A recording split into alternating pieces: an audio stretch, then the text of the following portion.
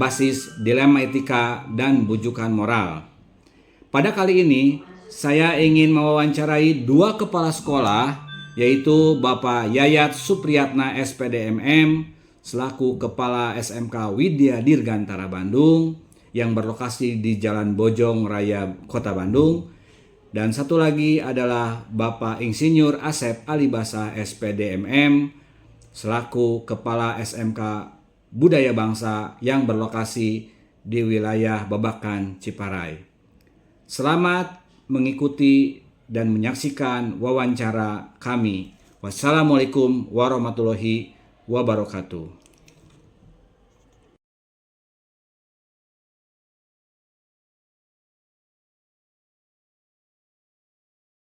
Ya, bismillahirrahmanirrahim. Assalamualaikum Pak Yayat.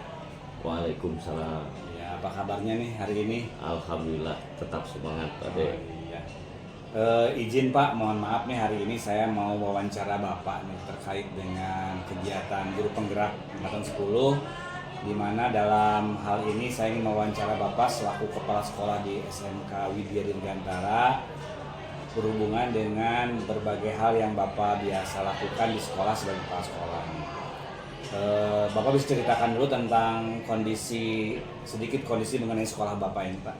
Sekolah kami Pak De, itu ya alhamdulillah SMK Widya Dirgantara Bandung, itu posisinya ada di Kota Bandung, itu di Jalan Cijerah, gitu ya, Cibuntu, Kota Bandung. Dan memang ini adalah sekolah perbatasan, artinya perbatasan dari Kabupaten Bandung, Kota Cimahi dengan Kota Bandung.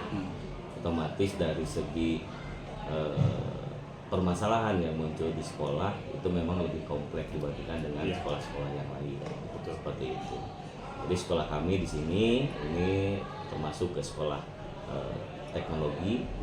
Itu ada jurusan teknik pemesinan, teknik kendaraan ringan, teknik sepeda motor dengan teknik komputer dan jaringan.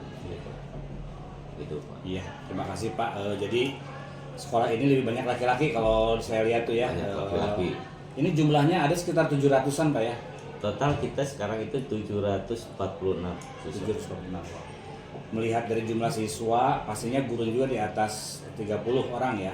Jumlah guru kita 46 orang. Pastinya nih Pak, dalam keseharian Bapak selaku kepala sekolah nih, menghadapi siswa yang begitu banyak, terus lokasi sekolah juga perbatasan antara Kota Bandung dan Cimahi, jumlah guru juga 46.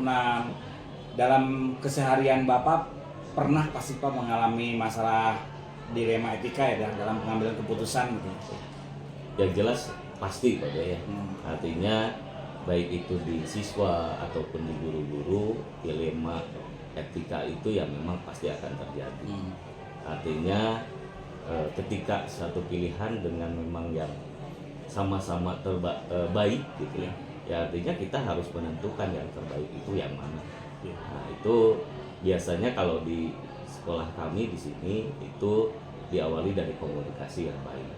Jadi ketika di komunikasi yang baik itu akhirnya kita bisa menjalin ataupun menganalisa gitu ya permasalahan-permasalahan itu seperti apa yang akhirnya nanti kita bisa memutuskan secara bermusyawarah untuk memutuskan solusi yang terbaik untuk permasalahan itu seperti apa. Ya, kembali Pak konfirmasi tadi Bapak melakukan kolaborasi ya dengan teman-teman atau dengan rekan sejawat sesama guru di sini ya.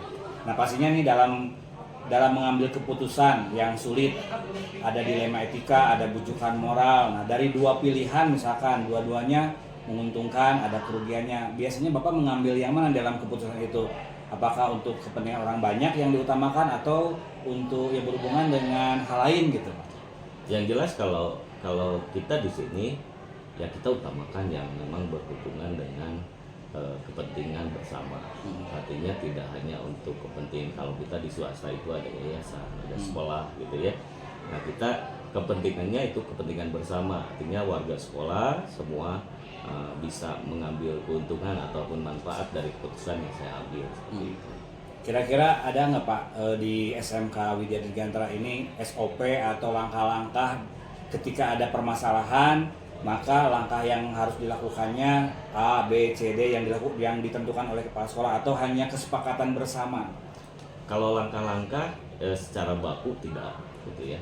Artinya karena kita juga tidak bisa memprediksi gitu ya permasalahan itu seperti apa, baik itu siswa, guru ataupun di warga sekolah keseluruhan.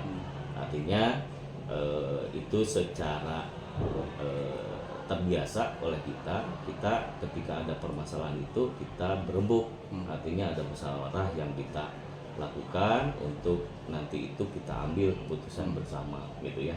Termasuk juga kalau kita melibatkan, kalau misalnya di permasalahan contohnya di siswa gitu ya, kita pasti akan melibatkan pihak luar, artinya termasuk orang tua gitu ya, seperti itu kita libatkan secara keseluruhan. Nah, kita cari solusi yang terbaik, kemudian nanti kita ambil keputusan bersama yang memang itu kepentingannya tidak hanya untuk yayasan sekolah, tapi kepentingannya untuk semua warga sekolah. Iya, betul Pak ya. Jadi ketika masalah itu terjadi pada kegiatan atau kepada siswa, termasuk mendisiplinkan siswa, Bapak melibatkan pihak orang tua ya, karena orang tua juga harus bertanggung jawab kan dalam pendidikan anaknya, bukan hanya diserahkan semuanya ke sekolah. Betul. Nah, terkait dengan jika masalah itu misalkan muncul dari kedisiplinan atau cara mengajar guru nih, apakah Bapak melibatkan yayasan di sini untuk pembinaannya? Kalau untuk pembinaan biasanya kita kalau di sekolah kita di sini yayasan itu menyerahkan segala sesuatunya ke pihak sekolah. Hanya saya selaku pemegang kebijakan itu biasanya berkolaborasi dengan pengawas didik ya yang sudah ditunjuk. Artinya pendekatan-pendekatan yang kita lakukan yaitu dengan ketika ada permasalahan misalnya di kegiatan pembelajaran ataupun metode pembelajaran guru yang memang tidak cocok dengan di kelas seperti itu biasanya kita diadakan supervisi dulu. Nah, dari supervisi itu sudah kelihatan sebetulnya kualitas dari guru yang bersangkutan itu seperti apa. Nanti masukan-masukan yang kita yang setelah supervisi itu nanti akan ada masukan-masukan dari kepala sekolah ataupun supervisornya gitu ya, termasuk dari pengawas itu nanti ada masukan-masukan ke guru kita sampaikan itu artinya tidak kita menjudgment bahwa itu salah, artinya kita buka sharing, bertukar pendapat itu yang baik itu seperti apa sih. Nah, seperti itu. Berarti supervisi itu Bapak masuk kelas ya? Masuk kelas, melihat cara guru mengajar. Betul. Untuk mengetahui apakah guru tersebut mengajar sesuai dengan perencanaan yang dibuat begitu. Betul. Ya? Menurut Bapak supervisi itu efektif nggak membuat guru menjadi lebih baik mengajarnya gitu? Sebetulnya kalau kita laksanakan itu dengan kontinu gitu ya, kemudian konsisten, itu sebetulnya efektif gitu ya, karena itu memang terjadwal dan tidak kita patok istilahnya dengan 1 bulan harus beres, tidak, tapi itu berkelanjutan. Ketika itu dilaksanakan dengan baik oleh kepala sekolah dan tim supervisinya, itu bisa terlaksana dengan bisa menghasilkan sesuatu yang lebih baik. Karena memang guru juga perlu ada evaluasi, perlu ada masukan-masukan dari level yang lebih tinggi di atasnya seperti itu. Nah, dalam pengambilan keputusan nih Pak, kan tadi Bapak mengatakan bahwa pengambilan keputusan pastinya ada dilema etika dan juga rujukan moral ya Pak ya.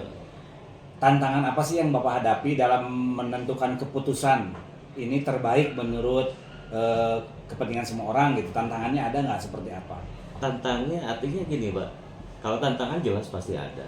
Artinya tantangan yang saya rasakan gitu ya, kita ingin memang mengambil keputusan yang bisa mewadahi keseluruhan warga sekolah. Terkadang kita mengambil keputusan ini yang diambil ternyata ini ada yang dilemahkan gitu ya. Kalau ini yang diambil lagi ini ternyata dilemahkan.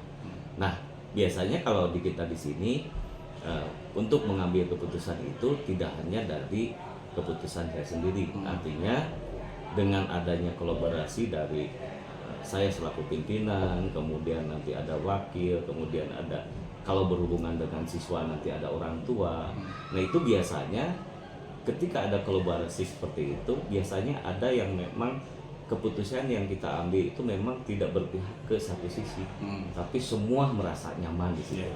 Itu dengan keputusan yang diambil. Jadi keputusan yang diambil oleh Bapak mudah-mudahan diterima oleh semua orang dengan tadi mendengar masukan-masukan dari berbagai pihak yang berkepentingan. Betul, seperti itu. Nah, kira-kira ada nggak aturan di SMK Widya Dirgantara ini, aturan atau jadwal yang rutin nih dalam menyelesaikan masalah-masalah guru atau siswa gitu?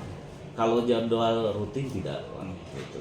Artinya kalau untuk permasalahan seperti itu lebih ke Baik kasus ya? baik kasus. Nah. Misalnya kasus untuk hari ini atau bulan ini apa, kita langsung tindak lanjuti.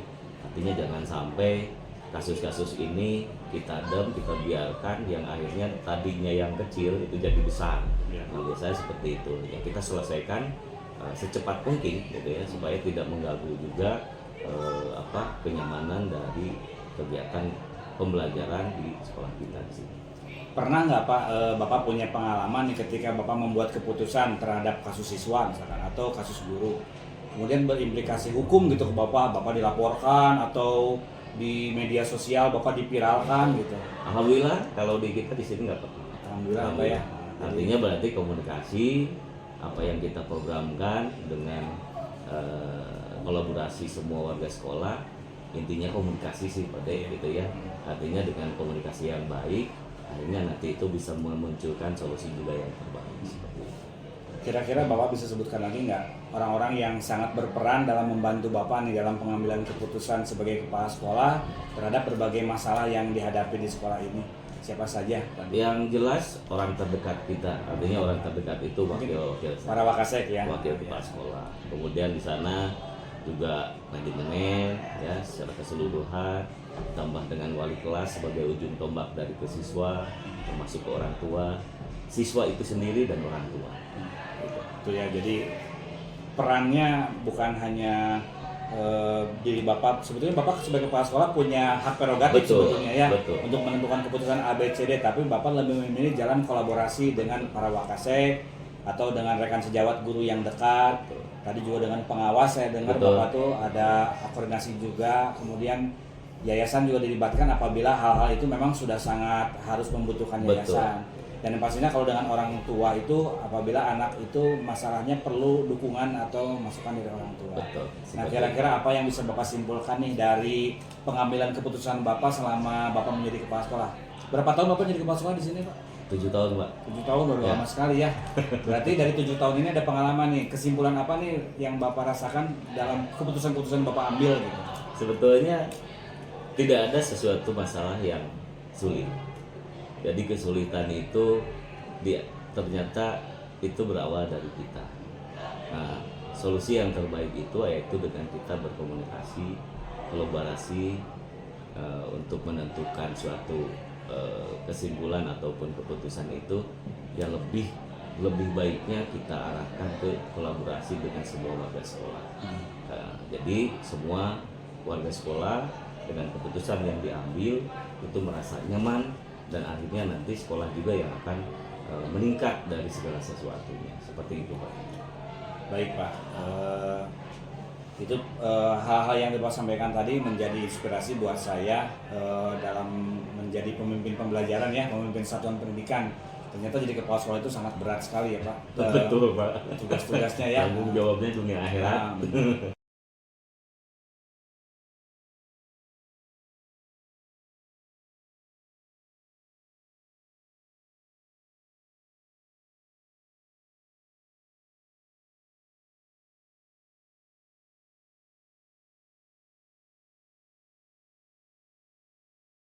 Assalamualaikum warahmatullahi wabarakatuh Pak Sep. Assalamualaikum warahmatullahi wabarakatuh. Ya, gimana sehat kali ini Pak? Alhamdulillah sehat. Pak izin nih saya mau wawancara Bapak selaku Kepala Sekolah SMK Budaya Bangsa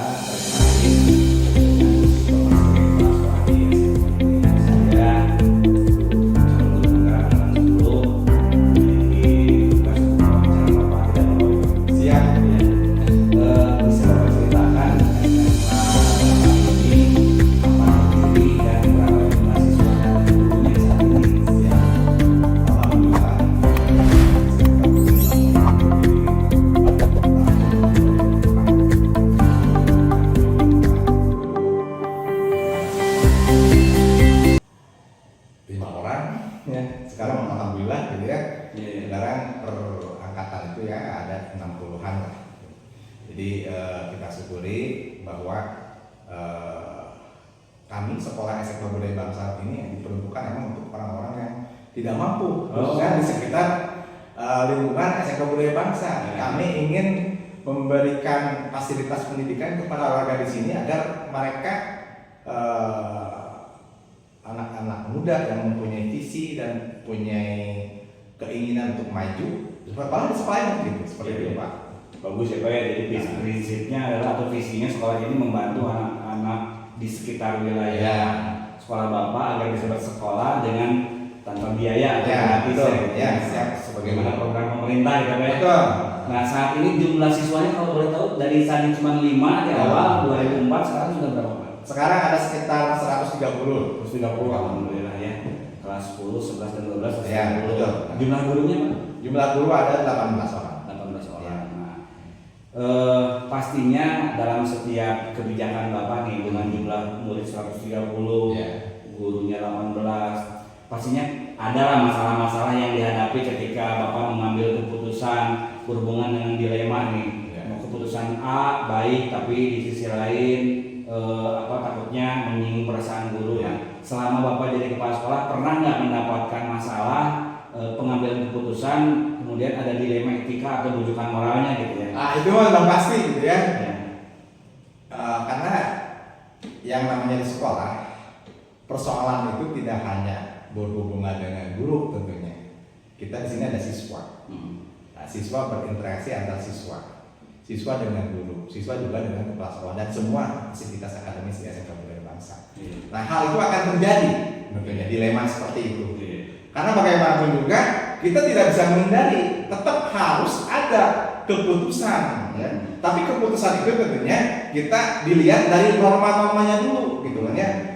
Apa yang terbaik ya untuk jangka pendek atau jangka ke depan. Jadi seperti itu. Ya. Jadi kalau kita tidak memperhitungkan itu nanti ada beberapa pihak nanti akan dirugikan. Kita sebagai pimpinan tentunya harus memutuskan hal itu sebaik mungkin agar tidak menjadi dilema buat anak-anak ke depan bahwa keputusan itu tuh mengkebiri hak dari anak atau siswa yang ada di situ. Ya. Jadi keputusan yang Bapak ambil itu pertama berhubungan dengan pertimbangan-pertimbangan ada kebutuhan jangka pendek, jangka panjang dan tidak merugikan banyak orang gitu. Betul. Nah pastinya dalam membuat keputusan itu Bapak memiliki strategi nih, kira-kira strategi pengambilan keputusannya seperti apa? Apakah Bapak melibatkan Wakasek atau yang lain atau Bapak langsung prerogatif memutuskan sendiri kalau ada masalah ini keputusannya ini gitu.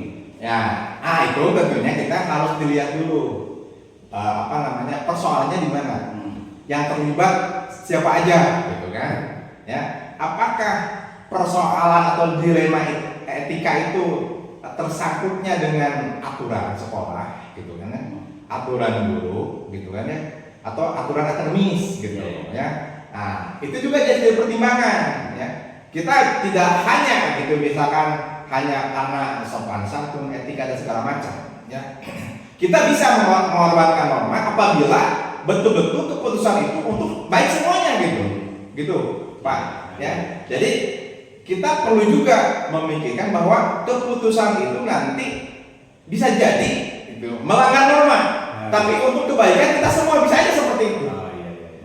Nah kira-kira di sekolah Bapak nih atau di diri Bapak sendiri sebagai kepala sekolah ada nggak langkah-langkah atau SOP gitu dalam pengambilan keputusan? Misalkan dalam pengambilan keputusan kita harus melaksanakan kebijakan A, B, C, D atau berdasarkan kasuistik gitu. Ya, itu pasti ya. Itu pasti. Jadi harus ada jenjangnya. Jadi kalau ada permasalahan misalkan di siswa, persoalannya pasti kan harus diselesaikan misalkan di kelas dulu lah.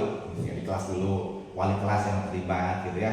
Setelah itu misalkan tidak bisa diselesaikan gitu kan, ya naiklah misalkan turun misalkan pembina OSIS atau kesiswaan masih tidak bisa diselesaikan gitu, ada BP ya. Nah kalau tidak masih diselesaikan baru diselesaikan, tentu ada kepala sekolah sebagai pimpinan tertinggi. Berarti ada jenjangnya. Betul.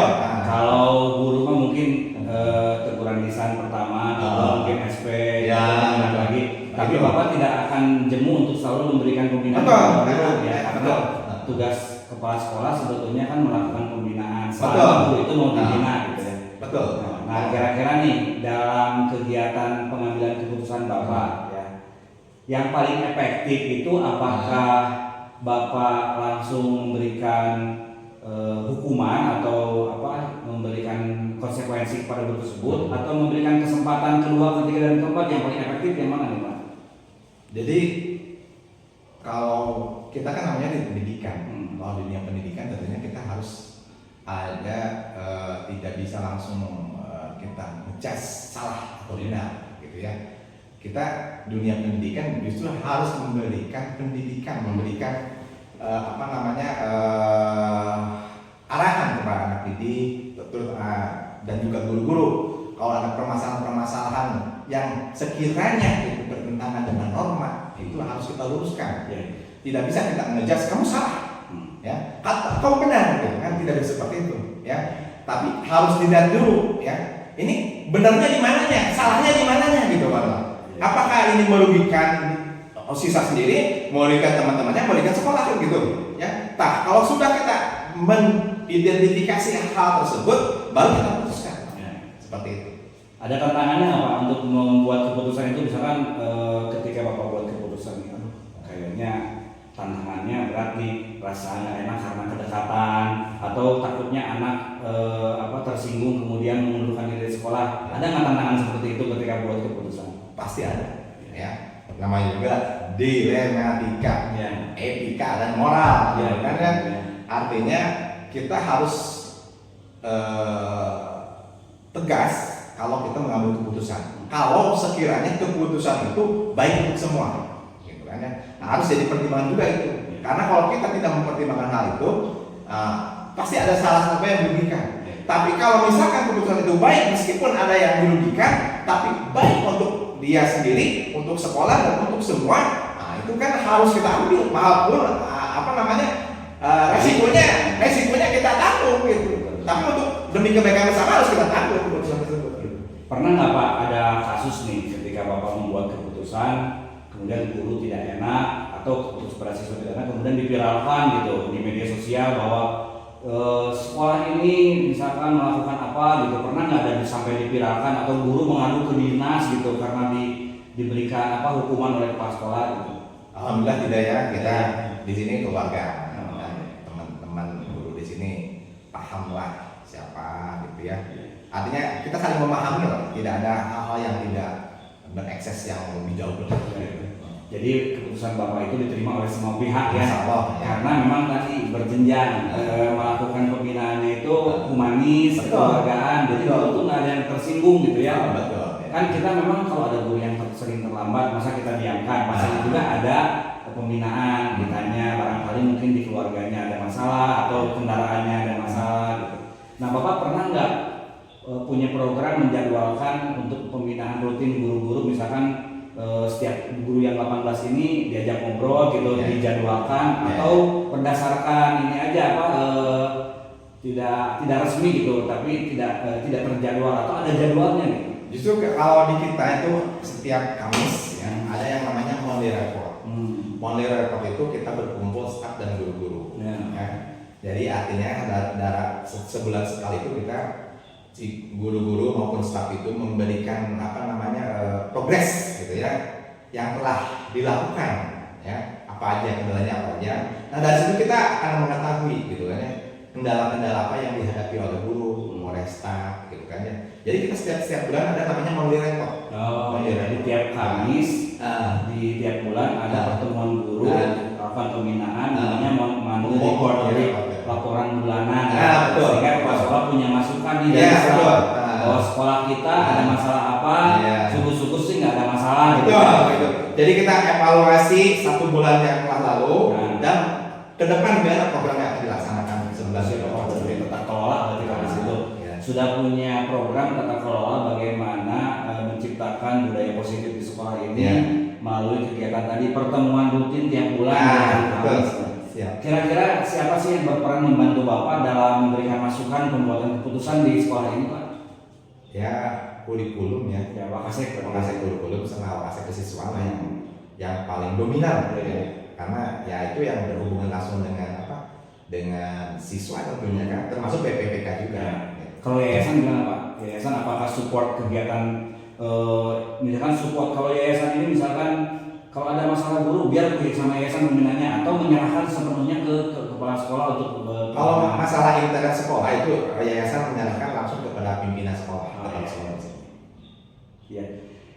Baik Pak, kita di ujung percakapan kita nih. Tadi Bapak sudah menyampaikan secara detail tentang langkah-langkah kebijakan serta nilai positif tadi yang bisa saya dapat dari sekolah ini, yaitu untuk melakukan ikatan atau hubungan yang baik dengan guru itu ada pertemuan bulanan nih. Mungkin di sekolah lain nggak ada tuh yang seperti itu karena kesibukan kepala sekolah atau apa gitu. Tapi dengan adanya itu kepala sekolah jadi nyaman, jadi sedikit masalah gitu kan yang dihadapi. Nah, ada nggak Pak refleksi dari yang tadi kita bicarakan bersama, pesan buat saya nih sebagai mungkin nanti sebagai pimpinan atau calon pimpinan untuk menjadi kepala sekolah itu ada nggak tips atau saran gitu dalam pengambilan keputusan? Oke. Jadi selama saya hampir dari 2011 sampai sekarang 2004 ya, alhamdulillah saya masih percaya pada yayasan. Jadi Bapak udah berapa tahun menjadi kepala sekolah? Hampir berapa ya? 10, 20, enggak 15 ya? 15 tahun. 15 tahun ya, udah 4 periode itu Pak. Jadi kalau dihubungkan dengan yang tadi tips-tips tadi bahwa bagaimana caranya agar kita di sekolah ini nyaman, gitu ya. Teman-teman wakasek guru berjalan sebagai tupoksinya, hal ini sederhana sebenarnya. Kita memberikan kepercayaan kepada mereka, ya, dan mereka harus bertanggung jawab terhadap kepercayaan yang telah diberikan kepada mereka dan saya. Gitu. Itu aja sederhana lah. Iya. Baik Pak, terima kasih. Ini mohon maaf saya sudah mengganggu waktu Bapak wawancara hari ini. Mudah-mudahan SMK Budaya Bangsa ini semakin maju. Amin. Masyarakat lebih percaya untuk menyekolahkan anaknya karena pendidikan di sini selain berkualitas juga tadi memberikan leluasan kepada siswa tidak mampu untuk bersekolah. Ya. Jadi tugas pemerintah lebih ringan nih dibanding sekolah swasta, bahwa sekolah di mana saja sama gitu ya. Pak, makasih ya Pak ya atas waktunya ya. Assalamualaikum warahmatullahi wabarakatuh. Waalaikumsalam warahmatullahi wabarakatuh.